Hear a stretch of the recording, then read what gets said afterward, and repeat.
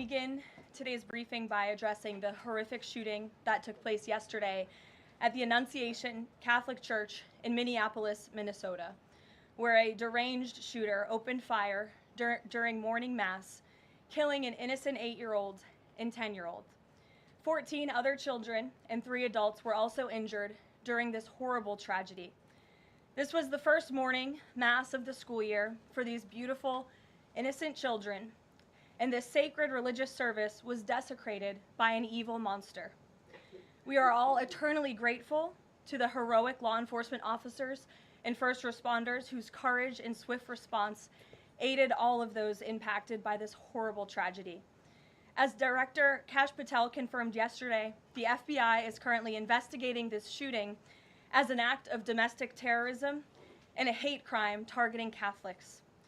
President Trump signed a proclamation yesterday following his call with the governor of Minnesota, Tim Walz, acknowledging the victims and their families and directing flags to be flown at half-mast.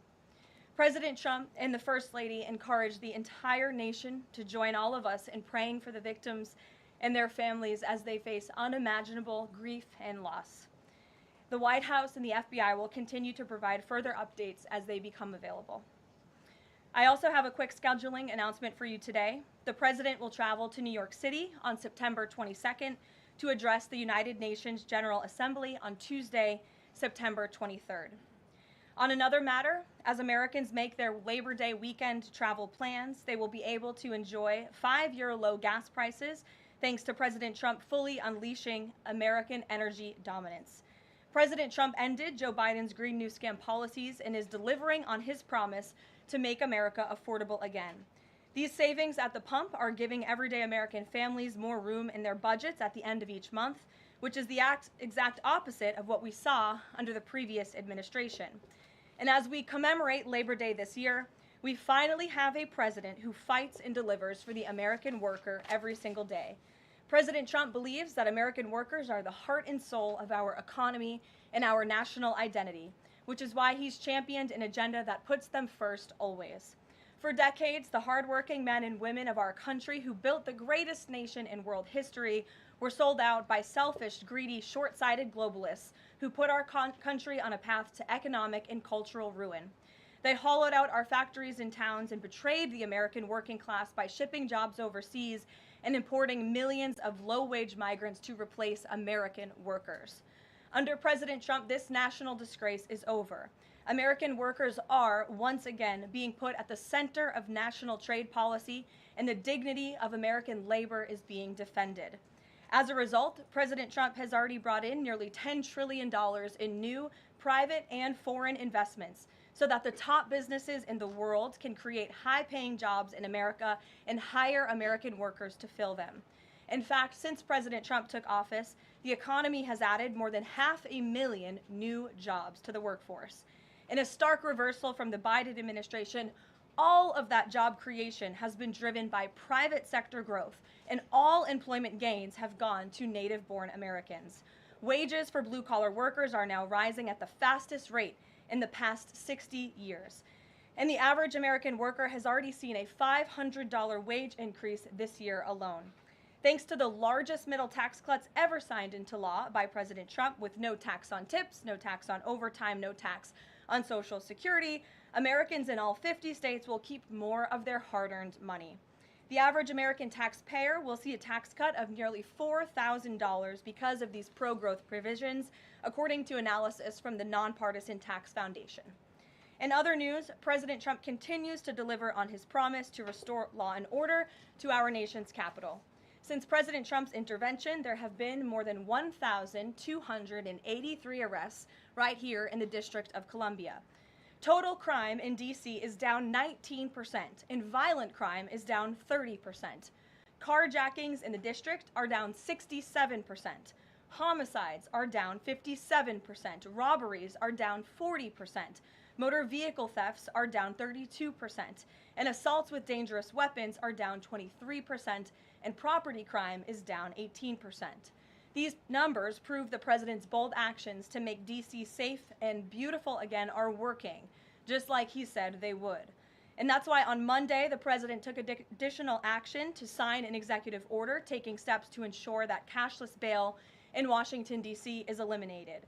For too long, D.C.'s reckless cashless bail policies have allowed dangerous criminals to be quickly released, which endangers everyone who lives in and visits our wonderful capital. No cash bail has also foolishly forced law enforcement to repeatedly arrest the same offenders over and over again, only for them to be released back into our nation's capital. This is the definition of insanity, and the president is seeking to end it.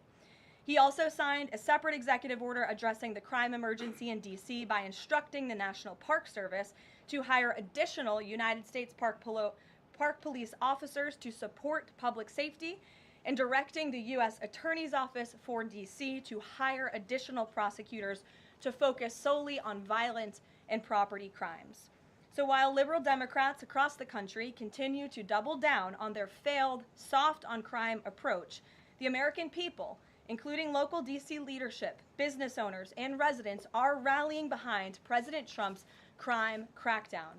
According to new polling, 81% of Americans say crime is a major problem in large cities across the country. And a clear majority of Americans believe the president's actions are justified and necessary to reduce crime in these cities.